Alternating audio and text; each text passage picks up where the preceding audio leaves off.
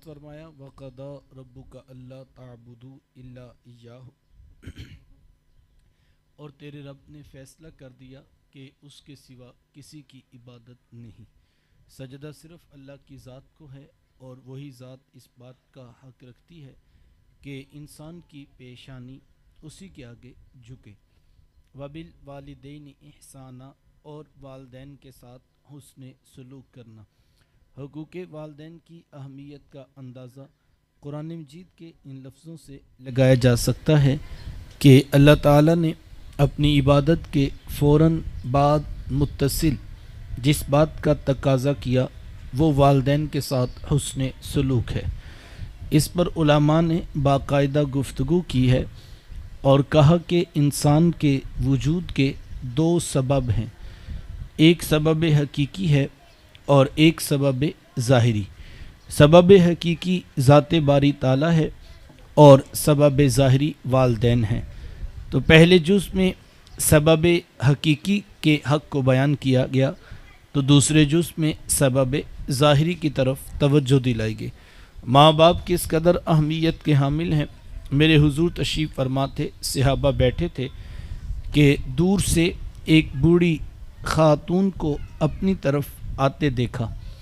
آقا کریم علیہ السلام کی نظر پڑی تو میرے حضور اٹھ کھڑے ہوئے، میری ماں میری ماں پکارتے ہوئے اور دوڑ لگاتے ہوئے ان کے قریب پہنچے، پھر کندھوں سے وہ چادر اتار کر نیچے زمین پر بچھا دی جسے میں اور آپ کائنات کا قیمتی اثاثہ سمجھتے ہیں۔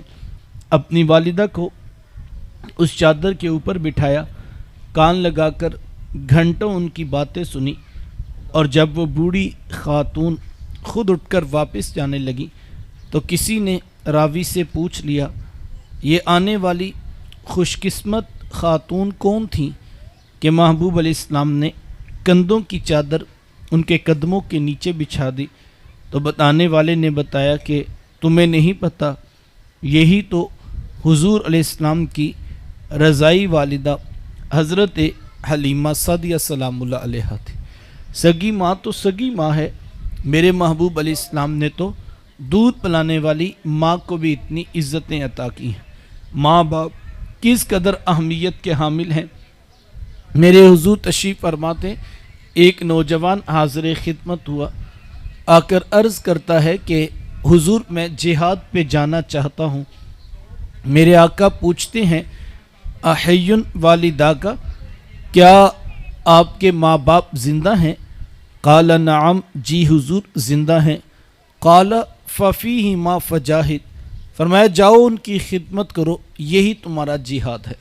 ماں تڑپ رہی ہو، بیٹا جہاد کرے یا تبلیغ، اللہ کا قرب نہیں ملے گا جب تک ساتھ میں ماں باپ راضی نہیں ہوں گے۔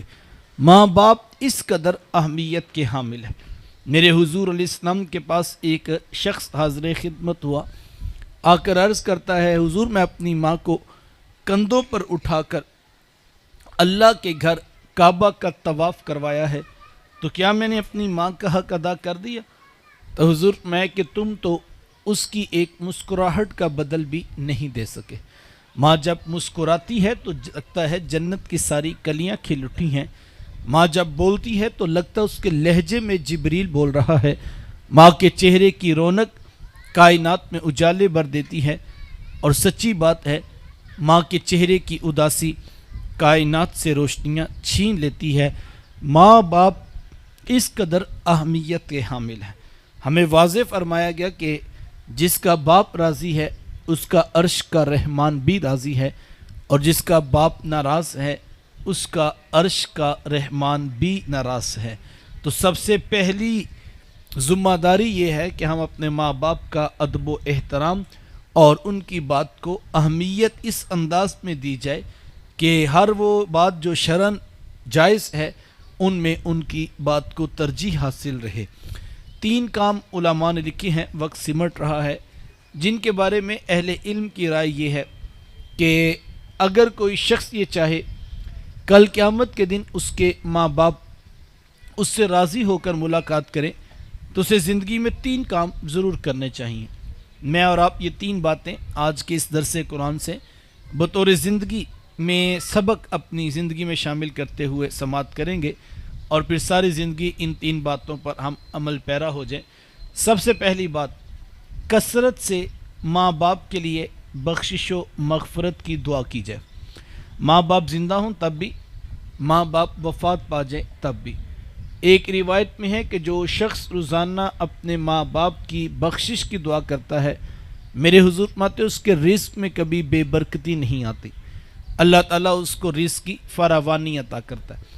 اب دعائے بخشش کا انداز کوئی بھی ہو سکتا ہے، آپ کل کا ختم دلوائیں، چہلم کی تقریب رکھیں یا سالانہ برسی کے عنوان پہ لوگوں کو جمع کریں تو یقیناً یہ باعث برکت عمل ہے۔ لیکن میں کہتا ہوں اس مصروف ترین دور کے اندر کس کے پاس اتنا وقت ہوگا کہ وہ روزانہ سینکڑوں ہزاروں لوگوں کو جمع کرے اور پھر اپنے ماں باپ کے لیے بخشش و مغفرت کی دعا کرے؟ تو پھر کیا کیا جائے؟ دعا تو روزانہ کرنی چاہیے، سال میں ایک بار تو نہیں کرنی چاہیے۔ تو پھر کیا کیا جائے؟ علماء نے بڑی خوبصورت بات لکھی، کہا آپ کوشش کر کے، محنت کر کے 5 وقت کے نمازی بن جائیے۔ یہ اتنا خوبصورت عمل ہے، اتنا خوبصورت عمل ہے کہ بیٹے کی کوئی نماز پوری نہیں ہوتی جب تک وہ یہ دعا نہیں کر لیتا، ربنا اغفر لی ولی والدیّ، کہ مالک مجھے بھی بخش دے، میرے ماں باپ کو بھی بخش دے۔ یہ بہترین وظیفہ ہے۔ ایک تو رب کا حکم ہے، سینکڑوں مرتبہ پڑھنے کی تاکید ہے، نہ پڑھنے پر سخت عذاب کی وعید ہے، اور دوسرا محبوب علیہ السلام کی بھی آنکھوں کی ٹھنڈک ہے، اور تیسرا بیٹے کی نماز ہی پوری نہیں ہوتی جب تک اپنے ماں باپ کے لیے بخشش و مغفرت کی دعا نہیں کر لیتا۔ نماز نماز نماز، آخری وصیت امت کے نام یہی تھی کہ لوگوں نماز نہ چھوڑنا، لوگوں نماز نہ چھوڑنا، لوگوں نماز نہ چھوڑنا۔ آج ہم دیکھیں ہم کہاں پہ کھڑے ہیں۔ 95% لوگ ہیں جو شاید عملاً نماز کا بائیکاٹ کر چکے ہیں۔ ہماری مسجدیں ویران ہیں اور ہمارے گھر قبرستان بنے ہوئے ہیں۔ ہم اپنی جمعۃ المبارک کی نماز اور اپنی پنجگانہ نماز کا موازنہ کر سکتے ہیں کہ کس قدر نماز پنجگانہ میں غفلت ہے۔ جس طرح جمعہ ہمارے اوپر فرض کیا گیا، اسی طرح ہمارے لیے پنجگانہ نماز بھی فرض کی گئی ہے۔ لیکن اگر جمعے والے دن رمضان میں ہمیں سڑک پر باہر صفیں بچھانی پڑ گئی، یہ برکت کی بات ہے، لیکن فجر مغرب عشاء میں ہم مسجد آنے کے لیے آمادہ نہیں، تو ہمیں اس بات کا احساس ہونا چاہیے کہ یہ نمازیں بھی اسی طرح فرض ہیں جس طرح ہمارے اوپر جمعۃ المبارک فرض کیا گیا ہے۔ تو کاش ہم سنجیدگی سے اس کے اوپر غور کریں، اپنے بچوں کو انگلی پکڑ کر مصلی پہ کھڑا کریں۔ اگر آپ کی اولاد نمازی ہے تو آپ کو مبارک ہو، آپ کے بچے کامیاب ہیں۔ اور یہ میں نہیں کہہ رہا، قرآن مجید نے 2 مرتبہ کہا قد افلح المؤمنون، تحقیق کامیاب ہو گئے ایمان والے۔ کون سے ایمان والے؟ الذین هم فی صلاتہم خاشعون، وہ ایمان والے جن کی نمازوں میں خشوع و خضوع موجود ہے۔ دوسرے مقام پر اسی رکوع میں فرمایا گیا کہ یحافظون، جو اپنی نمازوں کی حفاظت کرتے ہیں۔ تو کامیاب تو وہ ہے جس کی نمازیں پوری ہیں۔ ہم سمجھے بیٹے نے لاکھوں سے کاروبار اٹھا کے کروڑوں تک پہنچا دیا تو بڑی کامیابی ہے جناب۔ کوئی سمجھا کہ میں نے اتنے نمبر حاصل کر لیے بورڈ میں تو میری بڑی کامیابی ہے۔ کسی لحاظ سے دنیا میں یہ کامیابی ہوگی، لیکن حقیقی دائمی کامیابی کیا ہے؟ میرے رب کا قرآن بتاتا ہے کہ نماز پڑھنے والے کامیاب ہیں۔ تو کاش ہم اپنی نمازوں کے اوپر توجہ کریں۔ یقین جانیے بڑے خوش قسمت ہیں وہ ماں باپ جن کی اولادیں پنجگانہ نماز کی عادت رکھتی ہیں۔ میں کہتا ہوں ان کی قبروں میں تو اصالے ثواب کے رش نہیں لگے ہوں گے یار۔ کبھی فرشتے کہیں گے بھی تیرے بیٹے نے ظہر کی نماز پڑھی تھی، یہ اس کی برکت پہنچ رہی ہے۔ کبھی کہا جائے گا بھی تیری بیٹی نے مغرب کا مصلی بچھایا تھا، یہ اس کی برکت پہنچ رہی ہے۔ اور کاش کبھی یہ بھی کہا جائے گا کہ آج کرم دو بالا اس لیے ہے کہ بیٹا صبح تہجد میں بھی اٹھا تھا، سونے محمد پہ درود بھی پڑھ رہا تھا۔ تو یہ کرنے کا کام ہے، ہمیں اپنی اولادوں کو انگلی پکڑ کر مصلی پہ کھڑا ہونا۔ صرف اتنا کہہ دینا کہ جناب ہمارا کام تو کہنا ہی ہے، ہم تو بچوں کو کہتے ہیں بچے نماز نہیں پڑھتے تو اب ہم کیا کریں؟ کسی سے کہے نا تو وہ کہتا ہے جی ہمارا کام تو کہنا ہی ہوتا ہے، بچے نماز نہیں پڑھتے تو اب ہم کیا کریں؟ معقول بات ہے، میں اس کی نفی نہیں کرتا، واقعی ہمارا کام تو کہنا ہی ہے، اب بچے نماز نہیں پڑھتے تو اب ہم کیا کریں؟ میرا سادہ سا سوال ہے، ایک دن بچے اسکول نہیں گئے، اسکول والوں نے فون کیا اور کہا آج آپ کا بچہ پڑھنے کے لیے نہیں آیا، تو اس وقت تو نہیں آپ نے کہا کہ ہمارا کام کہنا ہی ہوتا ہے، اب نہیں آتا تو اب ہم کیا کریں؟ ایک دن بچہ فیکٹری پہ کام پر نہیں گیا تو فیکٹری والوں نے فون کیا اور کہا جناب ہم ایک دن کی تنخواہ کاٹیں گے، آج آپ کا بچہ کام پر نہیں آیا، تو اس وقت تو نہیں ہم نے کہا ہمارا کام کہنا ہی ہوتا ہے، بچہ نہیں آتا کام پر تو اب ہم کیا کریں؟ ایک دن اپنی دکان لیٹ کھلے تو ہم نے گھر میں آ کے یہ تو نہیں کہا کوئی بات نہیں 8 کی بجائے 10 بجے دکان کھول لے، ہمارا کام تو صرف کہنا ہی ہے نا، نہیں کھولتا کوئی ٹینشن نہیں۔ ہمارے ہاں ٹینشن بن جاتی ہے، بچہ اسکول نہ جائے تو ٹینشن بنتی ہے نا، بچہ فیکٹری میں نہ جائے تو گھر میں مسئلہ بنتا ہے نا۔ اچھا بھلا کاروبار ہے، گھر میں آمدن ہے، لاکھوں روپے کمائے جا رہے ہیں، لیکن ماں الگ پریشان ہے، باپ دکان پہ پریشان ہے، کوئی دوست آ کے پوچھتا ہے کہ بتاؤ خیریت تو آج کچھ اداس لگ رہے، وہ کہتا ہے پتہ نہیں یار بس لڑکا اسکول نہیں جا رہا پڑھنے کے لیے۔ ہمیں ٹینشن ہوتی ہے نا اگر وہ اسکول نہ جائے، بڑی اچھی بات ہے اسکول بھیجیں، آپ کو فکر بھی ہونی چاہیے، میں نہیں نفی کرتا، لیکن میرا سوال ہے جتنی ٹینشن ہم لے رہے ہیں کہ وہ اسکول آج نہیں گیا، کیا اس سے آدھی ٹینشن بھی ہم نے اس بات کی لی کہ آج وہ اللہ کے حضور جھکا نہیں ہے، آج وہ اپنے رب کے لیے نماز کے لیے اٹھا نہیں ہے؟ فکر تو اس بات کی بھی ہونی چاہیے نا، لیکن ہم افسوس کہ اس بار ہماری توجہ ہی نہیں ہے نا، یہ رمضان کے اندر جو ہے وہ نماز پنجگانہ میسر نہیں ہے، کبھی کوئی ٹینشن نہیں ہوئی، کوئی فکر نہیں ہے، جبکہ اس کے بارے میں حکم تھا یا ایھا الذین آمنوا قوا انفسکم واہلیکم نارا، اے ایمان والو اپنے آپ کو اور اپنے اہل خانہ کو جہنم کی آگ سے بچا لو۔ یہ بطور باپ ذمہ داری لگائی ہے اللہ نے، بطور ماں اللہ کا قرآن اس سے مخاطبت ہے، قرآن کہتا ہے اے ایمان والو خود بھی بچ جاؤ، اپنے گھر والوں کو بھی بچا لو۔ اور ہمارے ہاں کیا معیار ہے، کیا مزاج ہے؟ ہم کہتے ہیں یہ جہاں مٹھا گلا کس نے ڈیٹھا ہو، یہ ادھی ٹینشن نہیں صاحب، ابھی دیکھی جو نہیں ٹینشن ہم نے، ہمیں اس بات کی تو ٹینشن ہے بیٹا ڈاکٹر نہیں بنا، بیٹا انجینئر نہیں بن رہا، بیٹا پڑھائی میں دل نہیں لگا رہا، کل بڑا سخت دن آنے والا ہے، 50,000 سال کا ایک دن ہوگا، قرآن نے کہا، اور کہا کہ اذا الشمس کورت، جب سورج لپیٹ لیا جائے گا، وَإِذَا النُّجُومُ كَدَرَتْ، جب ستارے بکھر جائیں گے، وہ بڑا سخت دن ہوگا، تو وہ دن تو آنے والا ہے، کوئی مانتا ہے تو ٹھیک، کوئی نہیں مانتا تو کوئی بات نہیں، فرق نہیں پڑتا۔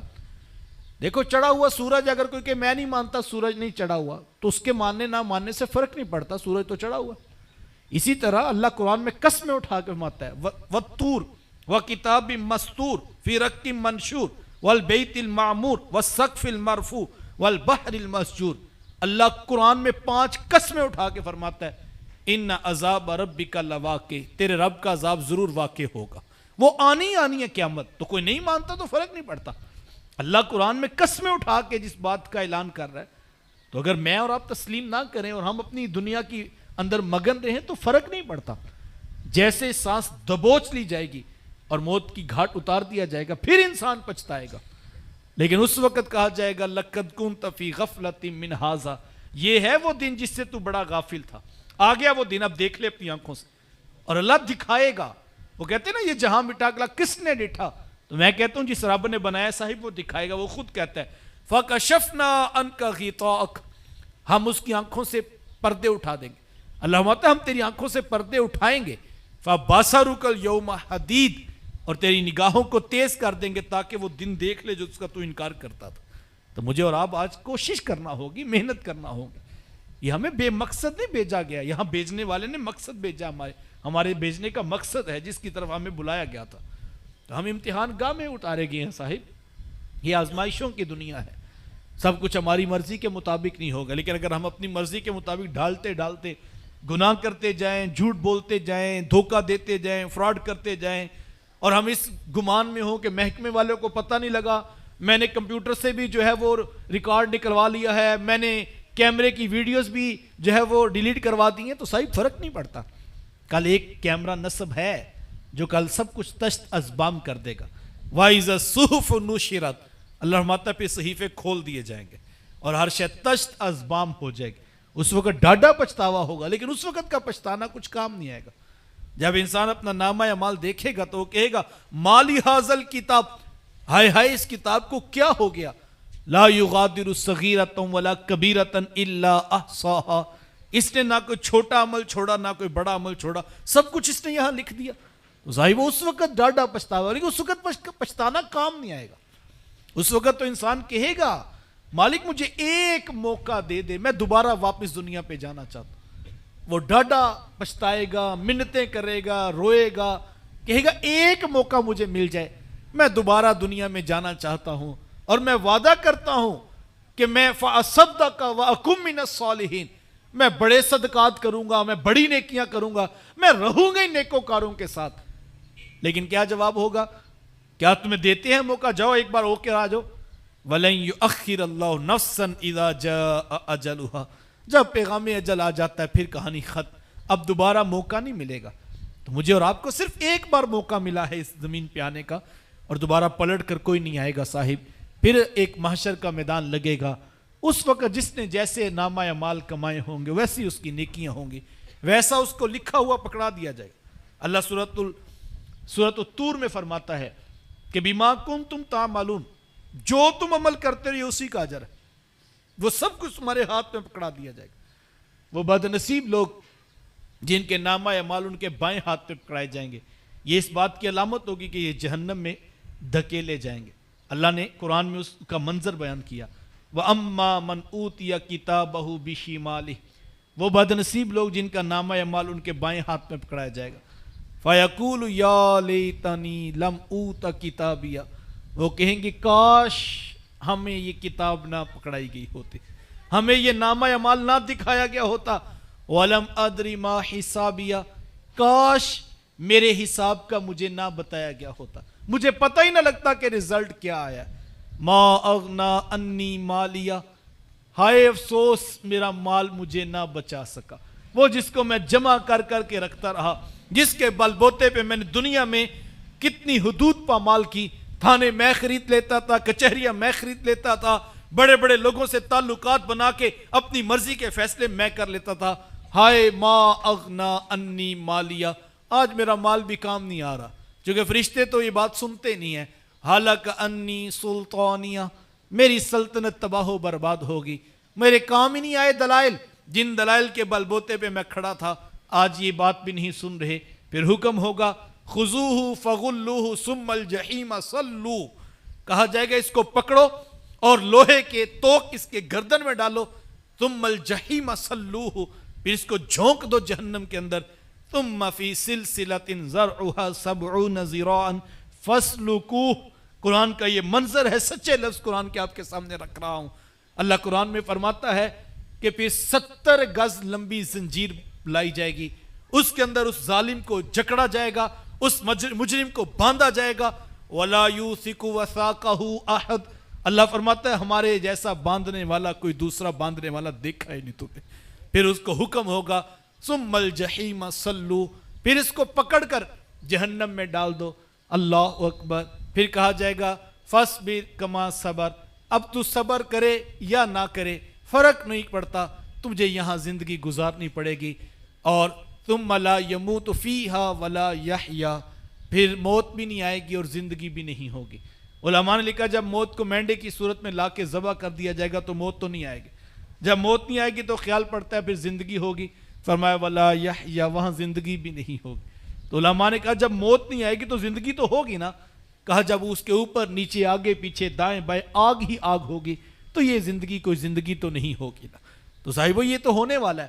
پھر جہاں یہ منظر بیان کیا، دوسرا منظر بھی سن لیجیے. قرآن نے کہا جن لوگوں کے نامہ اعمال ان کے دائیں ہاتھ پہ پکڑائے جائیں گے، فَأَمَّا مَنْ أُوتِيَ كِتَابَهُ بِيَمِينِهِ، وہ خوش قسمت جن کا نامہ اعمال ان کے دائیں ہاتھ میں پکڑایا جائے گا. جیسے ہی وہ مجدہ جاں فضا اس کو ملے گا، وہ لکھا ہوا جنت کا پرمٹ اس کے ہاتھ میں پکڑایا جائے گا، وہ خوشی سے کیا کہے گا فَيَقُولُ هَاؤْمُ اقْرَءُوا كِتَابِيَهْ، وہ آواز دے کر کہے گا، اس کے لہجے کی خوشی قرآن نے بیان کی. هَاؤْمُ اقْرَءُوا كِتَابِيَهْ، وہ کہے گا آؤ آؤ دیکھو میری کتاب پڑھو، آؤ میرا نامہ اعمال دیکھو، انی ظننت انی ملاقن حسابیہ، مجھے بڑا یقین تھا میں اس نتیجے تک، اس منزل تک ضرور پہنچوں گا. میں تہجد پڑھتا رہا، میں نے خیانت نہیں کی، میں نے جھوٹ نہیں بولا، دھوکہ نہیں دیا، فراڈ نہیں کیا. میں دنیا کی دوڑ میں پیچھے تھا، لیکن لوگوں آؤ آج میرا نامہ اعمال پڑھو.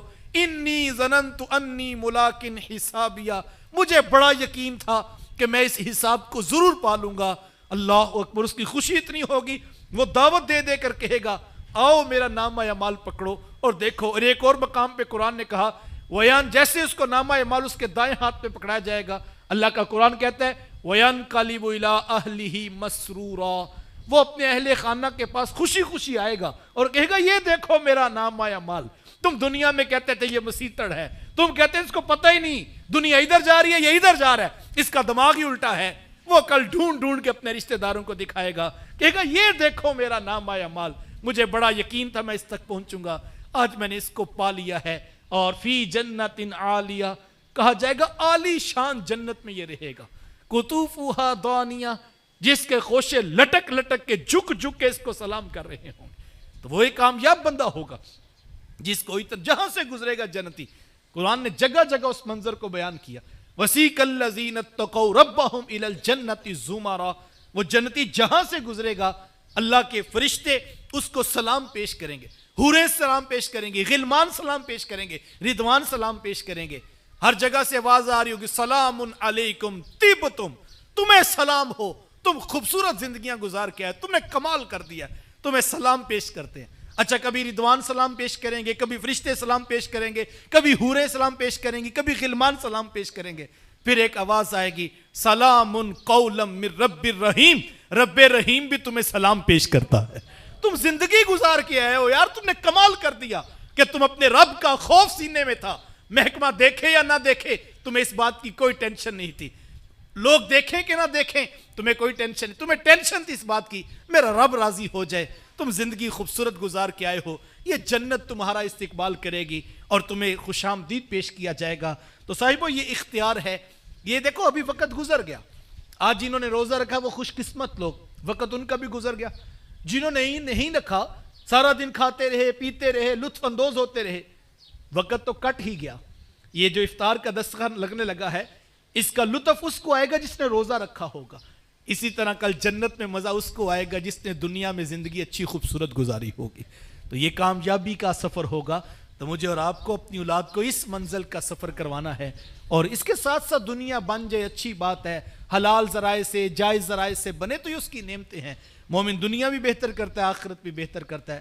لیکن اگر آخرت برباد کر کے ہم دنیا بچا لیں تو یہ کوئی دانائی کی بات نہیں ہوگی. اللہ کی بارگاہ میں دعا گو ہوں، اللہ مجھے آپ کو توفیقات عمل نصیب فرمائے، ہماری والدہ مرحومہ کی بخشش و مغفرت فرما کر جنت کی راحت اور جنت کی نعمتیں ان کو نصیب فرمائے. وآخر دعوایا ان الحمدللہ رب العالمین. اب ایک بار فاتحہ شریف پڑھ کے سال ثواب میں شامل ہو جائے.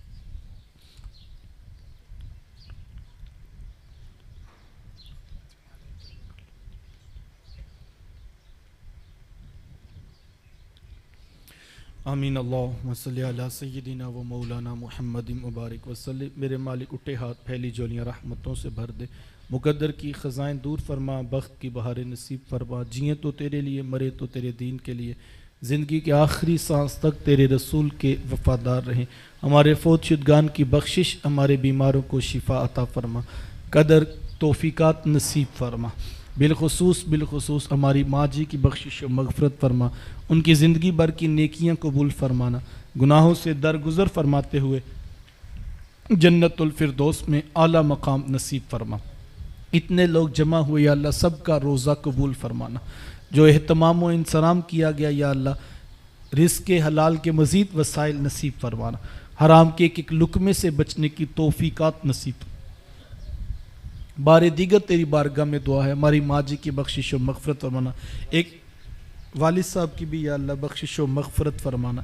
ایک طویل فہرست قرآن مجید، سورہ یاسین، دیگر ذکر اذکار جو کچھ پڑھا گیا، غلطی کوتاہی ہوئی ہو تو اس سے درگزر فرما کے قبول فرمانا. اس کی راحت، اس کی نعمت، اس کا سکون والدین کی قبروں میں اجالوں کی صورت میں نصیب فرما. ہم سب کے ماں باپ کی بخشش و مغفرت فرما. آئزہ و اقربا بہن بھائی رشتہ داروں کی بخشش و مغفرت فرما. رب ارحمہما کما ربیانی صغیرا. صلی اللہ تعالی علی حبیبہ محمد وآلہ واصحابہ اجمعین. احباب یہیں پر صفحے درست فرما لیجئے تاکہ اسلام بھائی آمنے سامنے ہو جائے آپ انشاءاللہ.